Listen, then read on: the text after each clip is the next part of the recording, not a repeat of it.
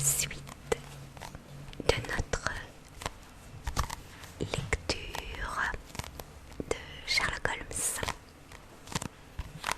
Une étude en rouge.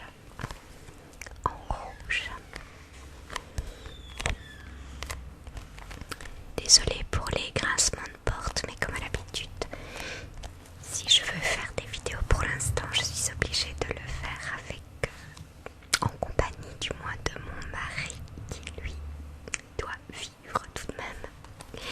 Donc voilà, j'espère que ça ne vous dérangera pas trop. Nous étions arrivés au chapitre 3 et nous arrivons vraiment tout à la fin de ce chapitre.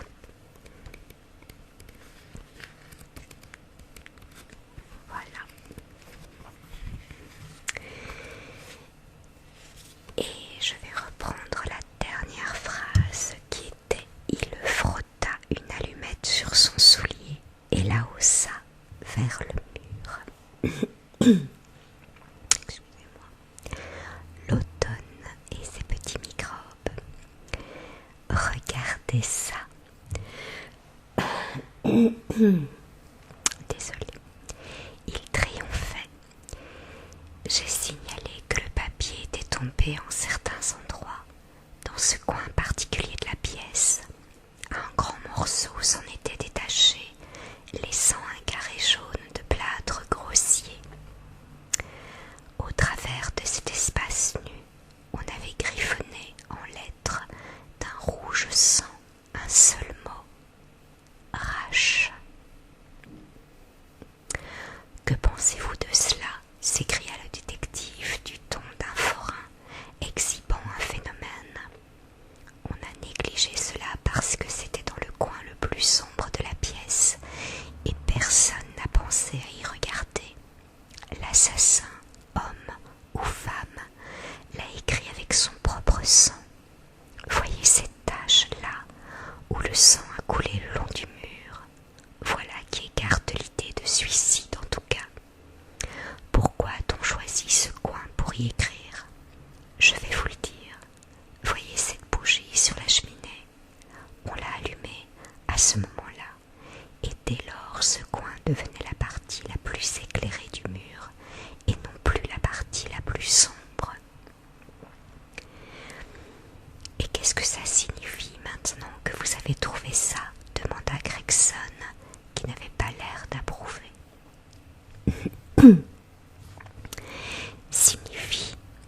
Ça signifie que celui qui a écrit allait inscrire le nom Rachel, mais qu'il a été dérangé avant d'avoir eu le temps de finir. Rappelez-vous ça. Quand l'affaire sera tirée au clair, vous trouverez qu'une femme nommée Rachel y est mêlée. Vous pouvez rire, monsieur Sherlock Holmes. Il est possible que vous soyez très malin et très fort, mais quand tout aura été fait et quand tout aura été dit, le vieux limier que je suis aura encore le dernier mot. Je vous demande vraiment pardon, dit mon compagnon qui avait provoqué la mauvaise humeur du petit bonhomme en éclatant de rire. Vous avez assurément l'honneur d'être le premier de nous à avoir fait cette découverte, et il semble évident que cette inscription est imputable à l'autre acteur du mystère de la nuit dernière. Je n'ai pas eu encore le temps d'examiner la pièce, mais avec votre permission, je vais le faire maintenant. Tout en parlant, il sortait de sa poche un mètre ruban et une grosse loupe. Avec ces deux objets, il parcourut toute la chambre, s'arrêtant parfois s'agenouillant, le tout sans bruit. Une fois même, il se coucha à plat ventre. Il était si occupé par ce qu'il faisait qu'il semblait avoir tout à fait oublié notre préalable.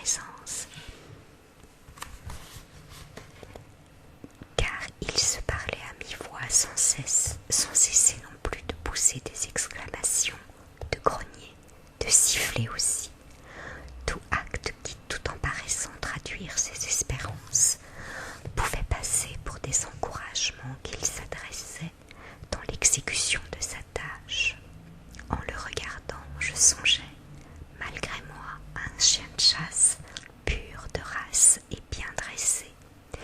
Quand il s'élança vers l'avant, puis recule et revient dans un fourré, gémissant tout de bon jusqu'à ce qu'il retrouve la piste perdue. Pendant 20 minutes, peut-être plus, il poursuivit ses recherches. Il mesurait avec un soin minutieux la distance qui séparait des traces, pour moi absolument invisibles. Parfois, il appliquait son mètre ruban au mur d'une façon non moins compréhensible. À un certain endroit du plancher, il ramassa avec de grandes précautions un petit tas de poussière grise qu'il plaça dans une enveloppe. Enfin, à l'aide de sa loupe, il examina le mot écrit sur le mur, scrutant chaque lettre avec la plus grande minutie. Après quoi, il parut satisfait, car il remit son ruban et sa loupe dans sa poche.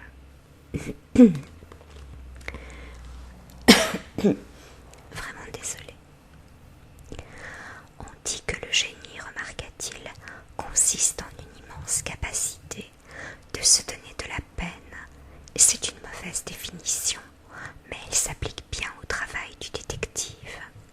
Gregson et Lestrade avaient surveillé toutes les manœuvres de leurs collègues amateurs avec beaucoup de curiosité et un peu de mépris. Évidemment, ils ne considéraient pas, comme je commençais à m'en rendre compte, que les plus petites actions de Sherlock Holmes tendaient toutes à un but pratique. Qu'en pensez-vous, monsieur ? Demandèrent-ils ensemble. Ce serait vous voler l'honneur de cette affaire que de me permettre de vous aider, remarqua mon ami. Vous vous en direz si bien que ce serait dommage que quelqu'un s'en mêlait. Il y avait un monde de sarcasme dans sa voix. Si vous voulez bien me faire savoir ce qu'auront donné vos recherches, je serai heureux de vous fournir toute mon assistance. En attendant, j'aimerais parler à l'agent qui a trouvé le corps. Pouvez-vous me donner son nom et son adresse ? Lestrade regarda son carnet. Jim Rance, dit-il. Il est au repos maintenant.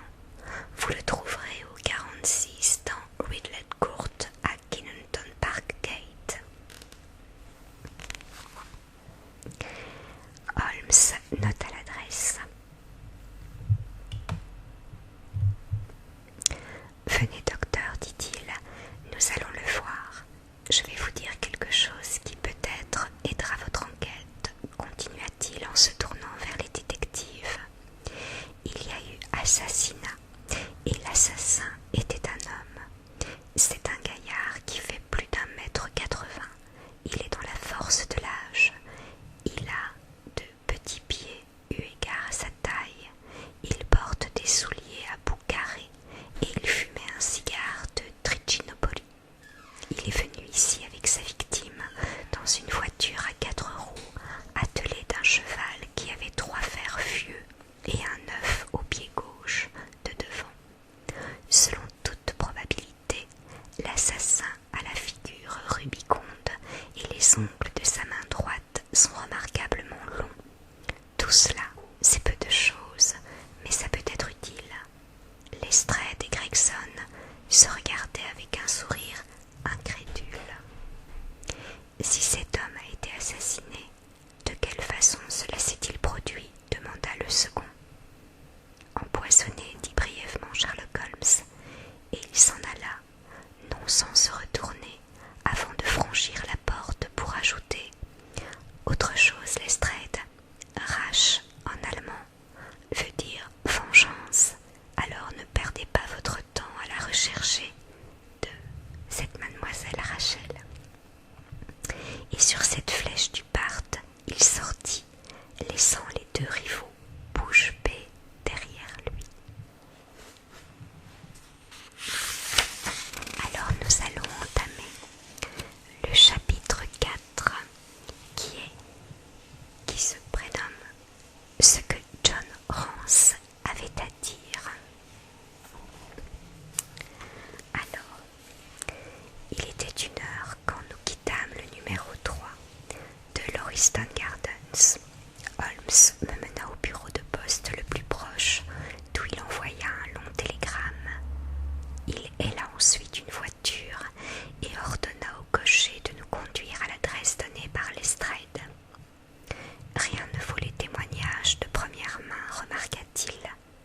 En fait, mon opinion sur cette affaire est entièrement arrêtée, mais autant apprendre tout ce qu'il y a à savoir. Vous m'étonnez, Holmes. Sûrement vous n'êtes pas aussi certain que vous le prétendez de tous ces détails que vous avez donnés.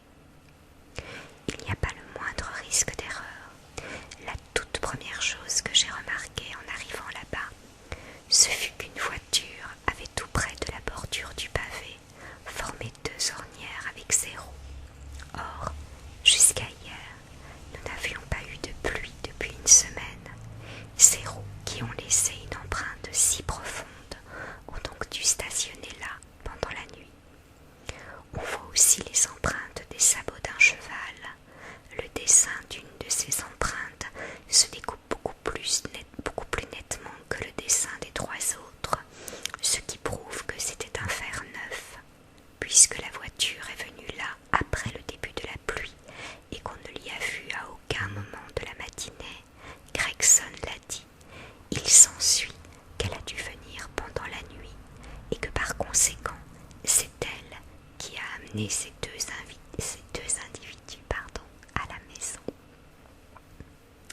Cela semble assez simple, mais en ce qui concerne la taille de l'autre homme, eh bien, 9 fois sur 10, on peut déduire la taille d'un homme de la longueur de ses enjambées. C'est un calcul assez simple, mais il est inutile de vous ennuyer avec des chiffres. J'ai trouvé ses pas dans l'argile à l'extérieur et sur la poussière de l'intérieur.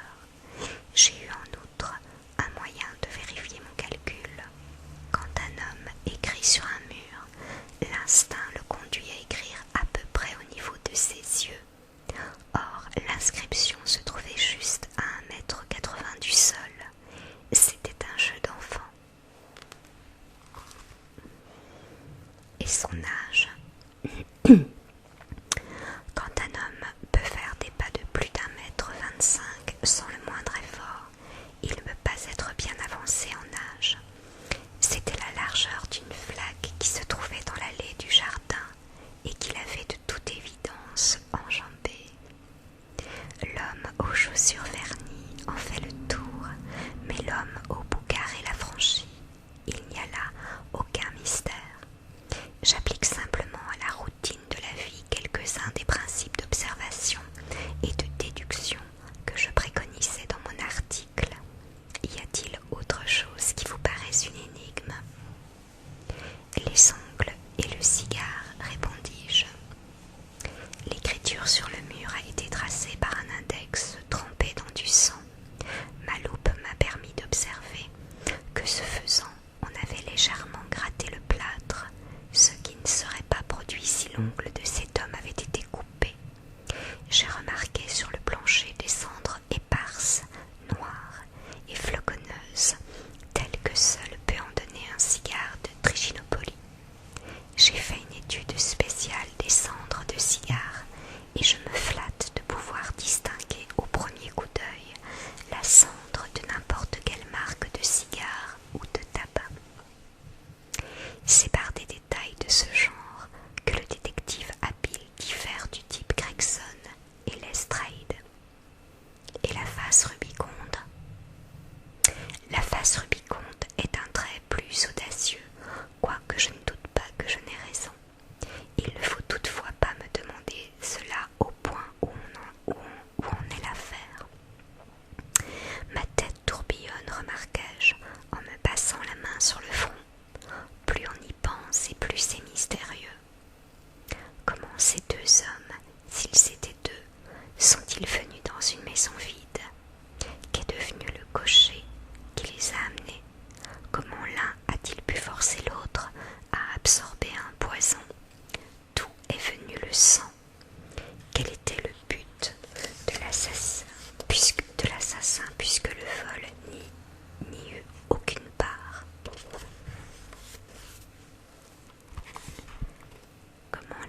de cette femme est-elle venue là?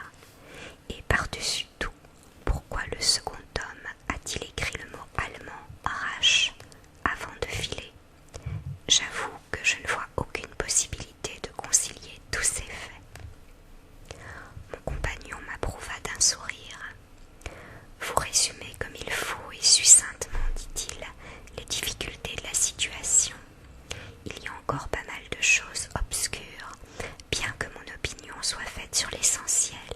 Quant à la découverte de ce pauvre Lestrade, c'était tout simplement un trompe-l'œil destiné à mettre la police sur une fausse piste en suggérant une idée de socialisme ou de société secrète.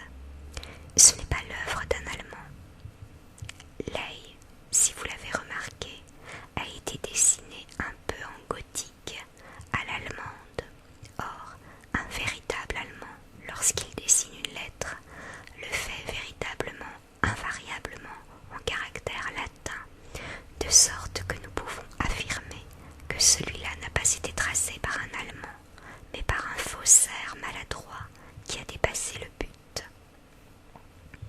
Ce n'était qu'une ruse pour aiguiller l'enquête sur une mauvaise voie, mais je ne veux pas vous en dire davantage au sujet de cette affaire.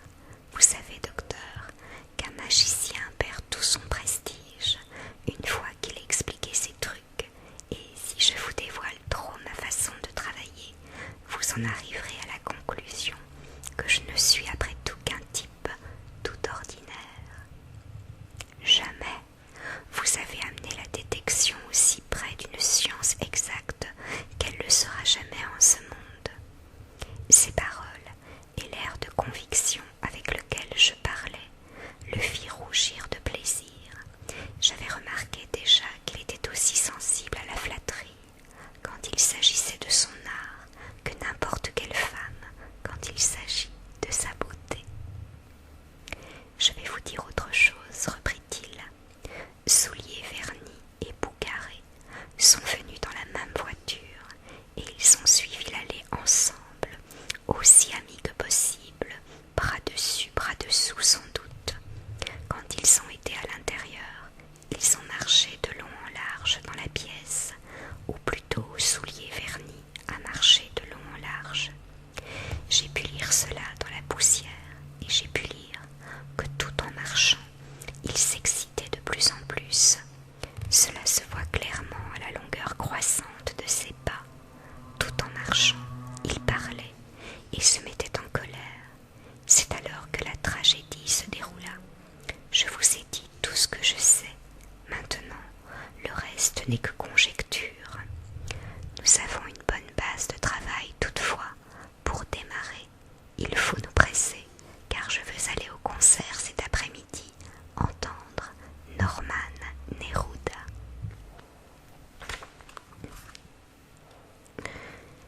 Cette conversation avait eu lieu dans la voiture qui roulait par une longue succession de rues sales et d'allées lugubres. Dans la plus sale et la plus lugubre, notre cocher s'arrêta soudain. Voici Haute-les-Courtes. C'est là-dedans, dit-il, en nous désignant une fissure plutôt qu'une entrée qui s'ouvrait, étroite, dans une ligne de maisons de briques sombres. Vous me retrouverez ici à votre retour. Ce n'était pas un endroit attrayant.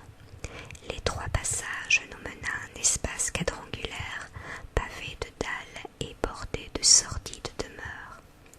Traversant des groupes d'enfants déguenillés et des alignements de linge qui séchaient sur des cordes, nous arrivâmes au numéro 46.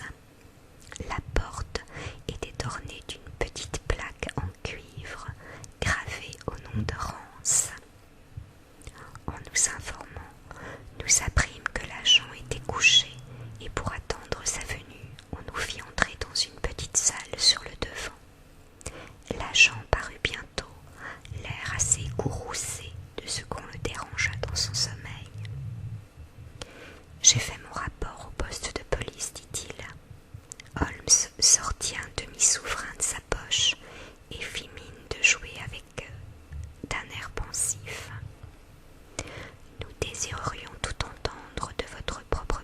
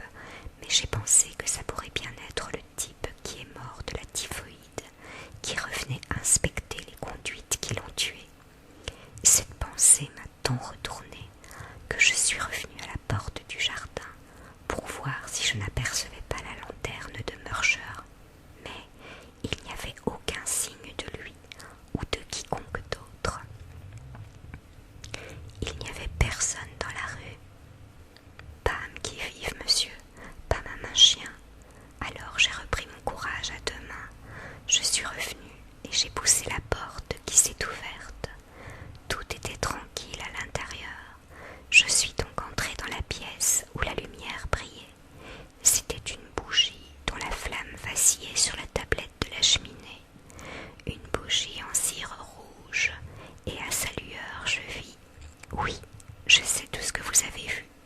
Vous avez fait plusieurs fois le tour de la chambre, vous vous êtes mis à genoux auprès du mort, puis vous avez traversé la pièce, vous avez essayé d'ouvrir la porte de la cuisine et Rance, d'un bond, se leva, l'air effrayé, les yeux méfiants. Où étiez-vous caché pour voir tout ça? Il me semble que vous en savez bien plus long qu'il ne faudrait. Holmes se rit et jeta sa carte sur la table. Ne m'arrêtez pas pour cet assassinat, dit-il. Je suis un des limiers et non point le gibier. Monsieur Gregson et Monsieur Lestrade vous en répondront. Continuez. Après, qu'avez-vous fait? Rance reprit son siège, sans cependant rien perdre de son air abasourdi. Je suis retourné à la porte et j'ai sifflé, ce qui a amené Murcher et 2 autres agents sur les lieux. La rue était-elle déserte à ce moment-là? Oui, dans la mesure du moins où il s'agissait de nous être utiles. Que voulez-vous dire? Les traits de l'agent se détendirent en un rire grimaçant. J'ai vu bien des pochards dans ma vie, dit-il, mais jamais je n'en ai vu un aussi saoul que ce coco-là. Il était à la porte quand je suis sortie, appuyé contre la barrière. Il chantait à tue-tête un refrain de café-concert. Il ne pouvait même pas se tenir debout, encore bien moins m'aider. Quelle espèce de type était-ce? Rance paraissait irrité de cette digression. C'était un type saoul, mais saoul. Il se serait vite trouvé au poste si nous n'avions pas été si occupés. Son visage, son costume, n'en avez-vous rien remarqué? Interrompit Holmes, impatient. Je crois bien que non, étant donné que nous étions obligés de le soutenir, moi et Murcher à nous deux. C'était un grand bonhomme, avec un visage rouge, dont le bas était enveloppé. Ça suffit. Qu'est-ce qu'il est devenu? Mais nous avions assez à faire sans aller nous occuper de lui, dit le policeman d'un air vexé. Je parierais qu'il est rentré chez lui tout droit. Comment était-il habillé? Par-dessus brun. Avait-il un fouet en main? Un fouet? Non. Il a dû l'oublier, murmura mon compagnon. Vous n'auriez pas après cela entendu ou vu une voiture? Non. Voici un demi-souverain pour vous, dit Holmes, en se levant et prenant son chapeau. J'ai bien peur, Rance, que vous n'ayez jamais d'avancement dans la police. Votre tête, vous devriez vous en servir. Ça n'est pas exclusivement une garniture. Vous auriez pu gagner vos galons de brigadier la nuit dernière. L'homme que vous avez tenu entre vos mains est celui qui détient la clé de ce mystère. C'est l'homme que nous cherchons. Ça ne sert à rien d'en discuter maintenant. Je vous dis que c'est comme cela. Allons-nous-en, docteur. Nous regagnâmes ensemble notre voiture, laissant notre informateur incrédule, mais inquiet.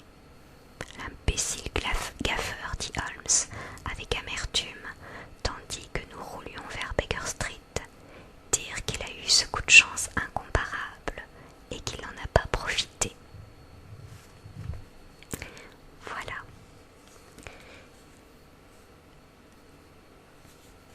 C'est malheureux, on arrivait vraiment à la toute fin du chapitre 4, mais j'ai peur que ça coupe, donc nous reprendrons la fin une prochaine fois.